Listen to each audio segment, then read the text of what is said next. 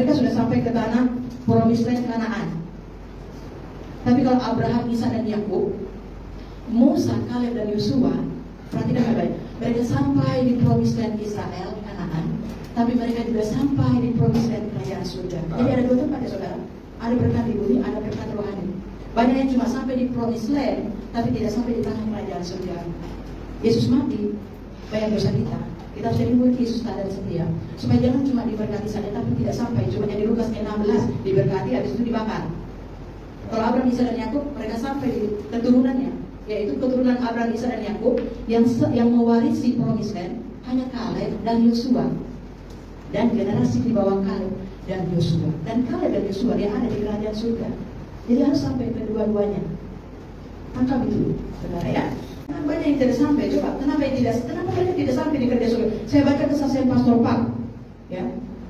Kesaksian Pastor Pak. Ini pendeta yang tidak percaya surga neraka. Setelah tua dia jantungan, sakit jantung, mati, tapi Tuhan perlihatkan surga neraka. Dia katakan, kemudian kami tiba pada bagian yang paling gelap, terlalu gelap untuk melihat langkah-langkah kami sekalipun. Saya berteriak, malaikat, sangatlah gelap, bagaimana saya dapat melihat? Malaikat menepuk pundak saya dan berkata, tunggulah sejenak. Dalam beberapa saat saya dapat melihat sejumlah besar orang yang telanjang di seluruh tubuh mereka, dan begitu banyak serangga yang merayap, tak satu inci pun yang bebas karena serangga itu memenuhi tubuh mereka. Orang yang telanjang itu berusaha mengibaskan serangga-serangga hingga menggertakkan gigi mereka. Apa yang telah mereka lakukan saat mereka hidup di bumi? Kata Pastor Pak kepada malaikat. Malaikat menjawab, mereka adalah orang-orang yang telah mengkritik dan menggosipkan orang lain di belakang mereka. Mereka tidak hati-hati dengan apa yang mereka ucapkan mengenai orang lain. Ini kan janji berkat. Barang siapa yang mengutuk keturunan Abraham, Tuhan sendiri yang akan mengutuk.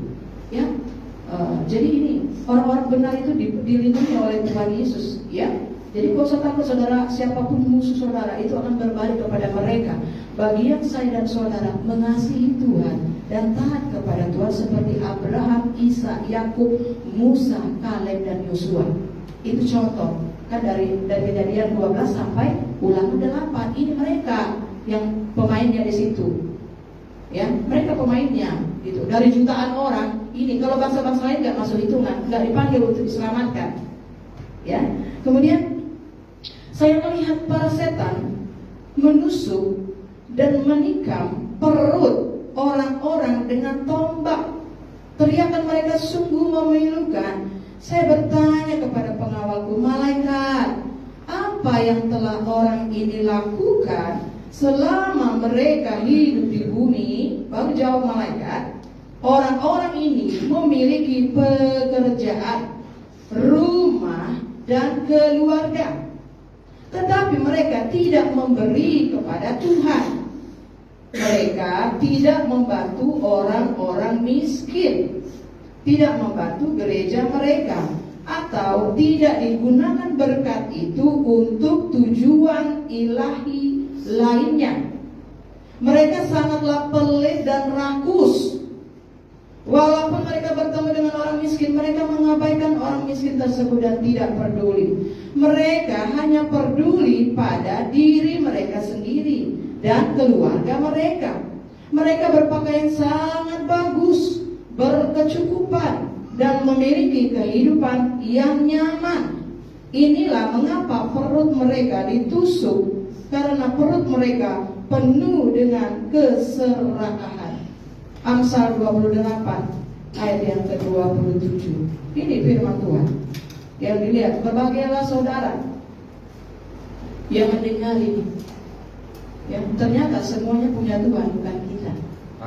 Kolose 1 ayat 16, Dia ciptakan langit dan bumi, kerajaan, singgasana, yang kelihatan dan yang tidak kelihatan. Semua yang di surga, semua alam semesta, semua yang di bumi, Yesus yang ciptakan. Kolose 1 ayat 16, Dia yang ciptakan, dari Dia, oleh Dia, untuk Dia. Dia yang ciptakan langit dan bumi, dari Dia. Kita ini hanya numpang, nafas menumpang. Sekaya apapun kalau dia cabut, innalillahi, apa yang kau bawa? Imanmu dan ketaatanmu ada? seperti Abraham, Ishak dan Yakub.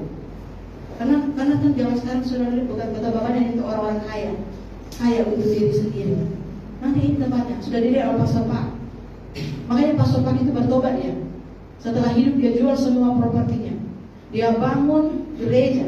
Dia udah bangun gereja. Cuma rumahnya nggak siap. Ya. Setelah dia lihat itu, lihat neraka ini, baru dia bertobat. Dia jual semua mobil-mobil mewahnya dan dolar-dolarnya. Dia bangun gereja asrama untuk pendeta-pendeta yang sudah tua-tua, yang sudah dibuang oleh gereja.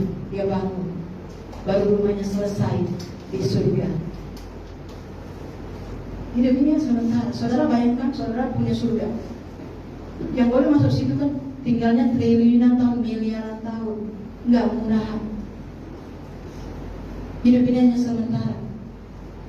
Apa yang kita lakukan di bumi, itulah yang menentukan kita di surga atau neraka. Jadi kalau kau sudah dengar ini, lakukanlah dengan baik. Layani Tuhan dengan baik. Ya, supaya dari satu gereja ini ada banyak gereja sini.